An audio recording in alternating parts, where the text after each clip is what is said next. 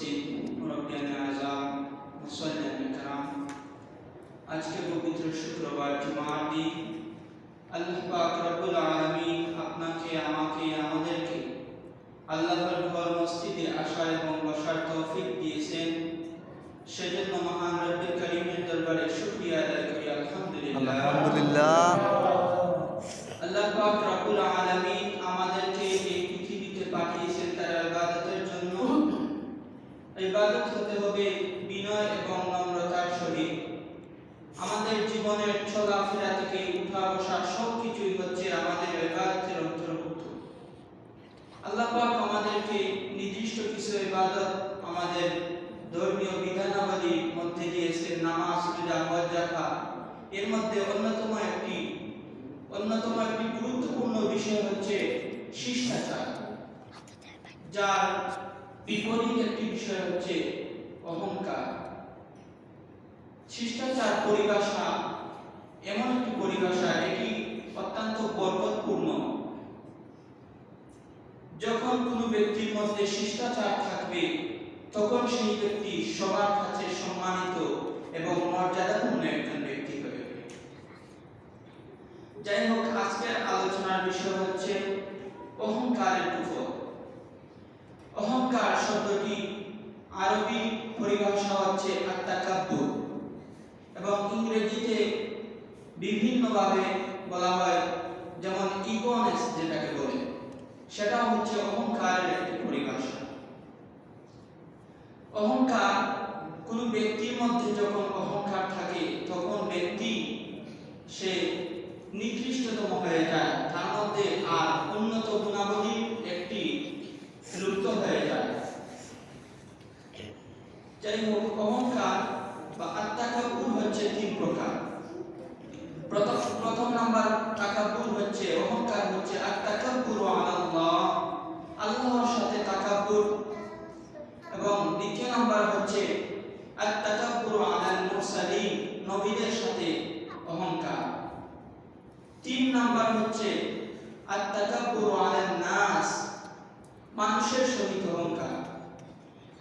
আল্লাহর সহিত অহংকার সবাই করে নাই, নির্দিষ্ট কিছু ব্যক্তি, যাদের সম্বন্ধে আল্লাহ পাক রব্বুল আলামিন কোরআন কারীমের মধ্যে ইরশাদ করেছেন, ওয়া ইন কুলনা লিল মালাইকাতি ইসজুদু লি আদামা ফাসাজাদু ইল্লা ইবলিস। আল্লাহ পাক রব্বুল আলামিন বলেন, যখন আমি ফেরেশতাদেরকে আদেশ দিলাম, উসজুদু, তোমরা সিজদা অবনত হও, তোমরা সিজদা করো আমার আদমকে, লি আদামা ফাসাজাদু, সকলেই সিজদা করলো, ইল্লা ইবলিস, ইবলিস সিজদা করলো না। আবা ওয়াস্তাকবার, সে তকব্বুরি দেখালো, সে অহংকার করলো, ওয়া কানা মিনাল কাফিরিন, সে অস্বীকারীদের অন্তর্ভুক্ত হয়ে গেল, সে কাফের হয়ে গেল। নাউযুবিল্লাহ। আল্লাহ পাক রব্বুল আলামিন যখন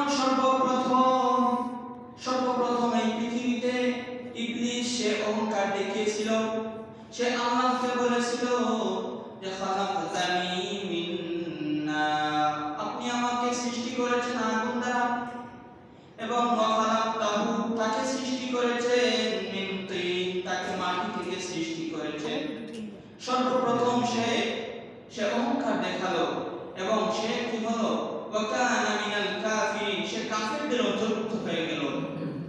তাহলে বোঝা গেল যে অহংকারের মাধ্যমে মানুষের উন্নতি হয় নাকি অবনতি হয়? অবনতি হয়। এবং আত-তাকাব্বুরু আলাল্লাহ আরেকটি উদাহরণ হলো, যখন হযরতে ইব্রাহিম আলাইহিস সালাতু ওয়াস সালাম যখন নমরুদের কাছে ইসলামের বাণী নিয়ে গেলেন, তখন নমরুদ সে সেটাকে অস্বীকার করলো। আল্লাহ পাক রব্বুল আলামিন পবিত্র কোরআন